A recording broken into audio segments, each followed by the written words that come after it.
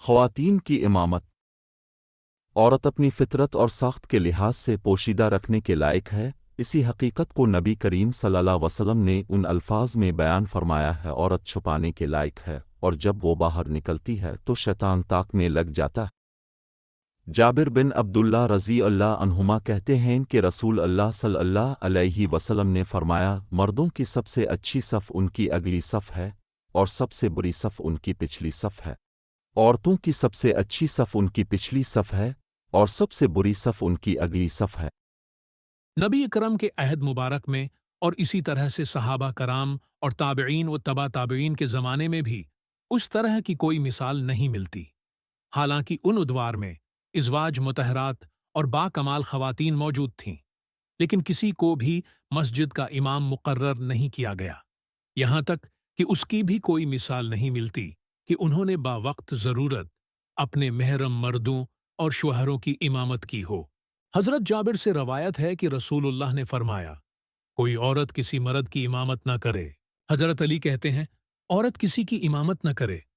کوئی عورت عورتوں کی امامت کر سکتی ہے یا نہیں، اس میں فقہا کے درمیان اختلاف ہے۔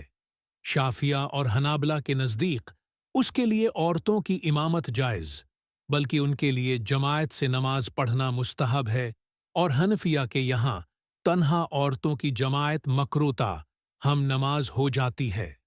اس کے برخلاف مالکیہ کے نزدیک فرض و نفل کسی بھی نماز میں عورت کی امامت جائز نہیں ہے۔ ایک چوتھی رائے یہ ہے کہ فرض میں وہ امامت نہیں کرے گی، البتہ نوافل جیسے کہ تراویح میں کر سکتی ہے۔ عورتوں کی جماعت کے بارے اصل حکم یہی ہے کہ ان کی جماعت مکروہ تحریمی ہے۔ عورتوں کا تنہا جماعت کرانا چاہے فرائض میں ہو یا تراویح میں ناپسندیدہ اور مکروہ ہے۔